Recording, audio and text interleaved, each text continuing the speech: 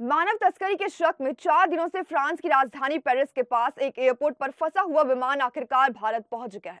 आज फ्लाइट के मुंबई में लैंडिंग हुई है। एयरपोर्ट पर फ्रांसीसी अधिकारियों ने मानव तस्करी के संदेह के आधार पर हिरासत में लेने के 4 दिन बाद एक रोमानियाई विमान आज 303 यात्रियों को लेकर पहुंचा है। रोमानिया की कंपनी का यह विमान ने दुबई से उड़ान भरी थी। वह यात्रियों को लेकर निकारागुआ जा रहा था। मानव तस्करी के शक में विमान को रोका गया था। अब क्या है ये पूरा मामला, चलिए आपको बताते हैं। नमस्कार, मैं सुम्बिका गुप्ता और आप देख रहे हैं द न्यूज़ 15। मानव तस्करी के शक में 4 दिन पहले फ्रांस के एक प्लेन को रोका गया था। अब चार्टर प्लेन आखिरकार मुंबई एयरपोर्ट पर लैंड हो गया है। इस मामले को लेकर एक अधिकारी ने बताया कि प्लेन 276 यात्रियों को लेकर भारत पहुंच चुका है।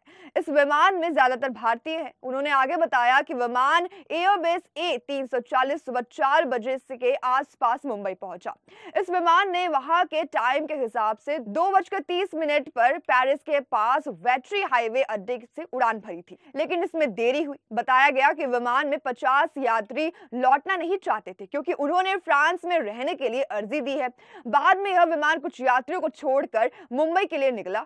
हालांकि अभी तक यह साफ नहीं हो सका है कि विमान में कितने यात्री सवार हैं। माना जा रहा है कि जिन्होंने शरण के लिए आवेदन नहीं किया है वे कम से कम सवार नहीं हैं। रोमानिया की लेजेंड एयरलाइंस के इस विमान में 303 यात्री सवार थे, जिनमें ज्यादातर भारतीय हैं। यह विमान दुबई से निकारागुआ के लिए निकला था और तेल भरने के लिए फ्रांस के वेट्री एयरपोर्ट पर गुरुवार को उतरा था। इस दौरान फ्रांस के अधिकारियों को सूचना मिली कि इसमें मानव तस्करी के पीड़ितों को ले जाया जा रहा है, तो विमान को उड़ान भरने से रोक दिया गया। रविवार को 4 जजों ने एयरपोर्ट परिसर पर ही यात्रियों से पूछताछ की। इसके बाद रविवार को ही फ्रांस के अधिकारियों ने इस A340 विमान को यात्रा फिर से शुरू करने की अनुमति दे दी। फ्रांस के मीडिया के मुताबिक ये बताया जा रहा है कि कुछ यात्री सेंट्रल अमेरिका के निकारागुआ की अपनी यात्रा जारी रखना चाहते हैं। 2 यात्रियों को यात्री की मंजूरी नहीं मिली है। उन्हें आरोपों का सामना करना पड़ सकता है। फ्रांस के मीडिया ने कहा कि वे सभी यात्री जो पुलिस हिरासत में नहीं है और जिन्होंने शरण के लिए आवेदन नहीं किया है, उनके रवाना होने की उम्मीद है। 11 भारतीय नाबालिग हैं जिनके पेरेंट्स साथ नहीं।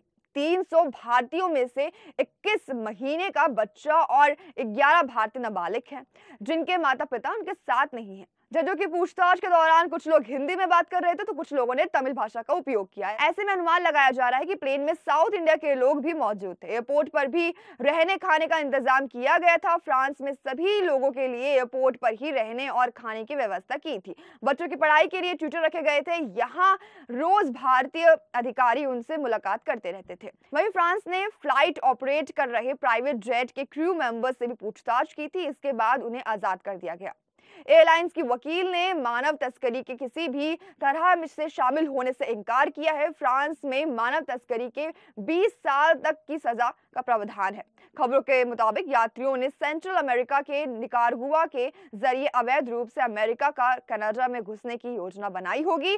गुमनाम सूचना पर इसे रोका गया था। तो आज की हमारी जानकारी में बस इतना ही। इसी के साथ देखते रहिए द न्यूज़ 15। वीडियो को लाइक, चैनल को सब्सक्राइब करना बिल्कुल ना भूलें।